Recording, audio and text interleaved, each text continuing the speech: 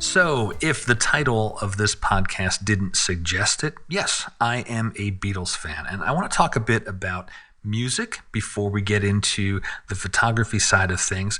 But there's a real connection here. But to lay some groundwork, give you some context here. The Beatles came and went before I was ever born, right? But as they say, the music lives on. And in my formative years, I connected with the music of the Beatles. I'd been into music before I was ever into photography. I've owned every Beatles album on vinyl. I've worn through them. I've gone down the rabbit hole of Beatles fandom. I know the lyrics to the songs. I know the trivia, the little things on the albums, the Paul is dead theories, all that sorts of stuff. And I guess you could say I really liked to learn more about behind the music, behind the scenes.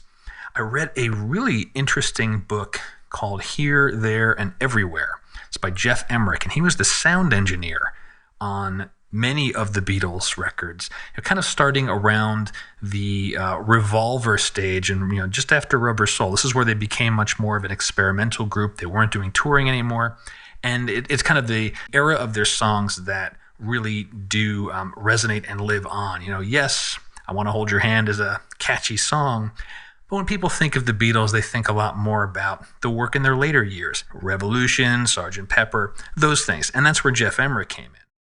Now, Jeff's an unsung hero in the Beatles world. He's the guy that made many of their groundbreaking sounds possible. What he did with microphone placement and compressions and the post work in music, flying in live broadcasts from the BBC. I mean, I can go on and on and on about this stuff, but that's not the purpose of it. What I want to talk about is George Harrison and a story from Jeff's book about George that changed the way I treat my photography.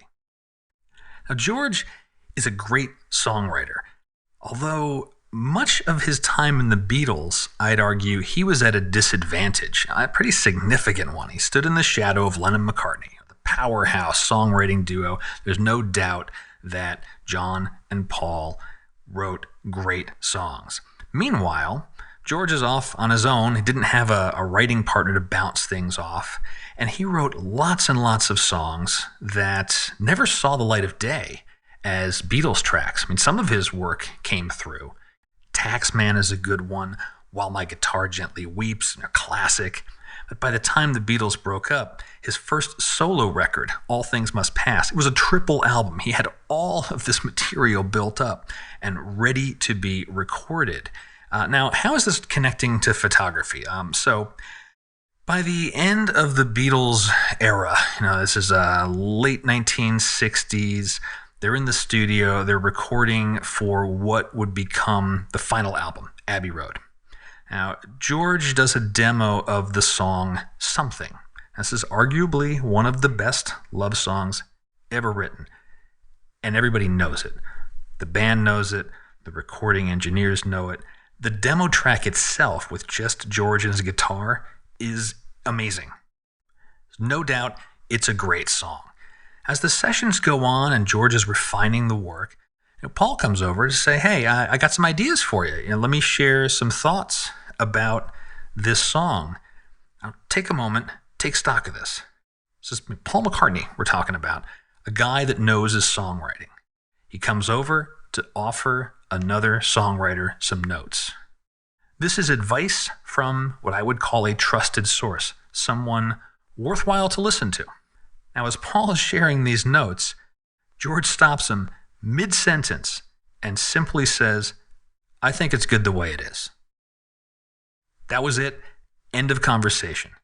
The song was George's. It was his art. And it's that moment, that's what was powerful to me, and that's what I incorporate into my photography. Now, here's the connection, right? Like all photographers, I share my work online. I share my work with other photographers. I ask for feedback from photographers whose opinions I value. However, it's always up to me whether or not to make a change based on the feedback I get.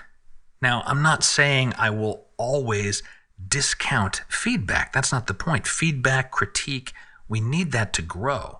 Listen actively, consider the input, and give it measured thought. However, there is nothing saying constructive criticism or even negative feedback needs to be accepted. Maybe I made a composition choice that purposely creates tension. The focal length choice might not be to someone's liking. Post-processing choices, that's a fertile ground for differing opinions on what is quote-unquote good for a photo. But my point is, if someone's input is not in line with the vision I had for a photo, I don't have to change it. My art is my own. I have the final word. And I can say, I think it's good the way it is. And George Harrison taught me that.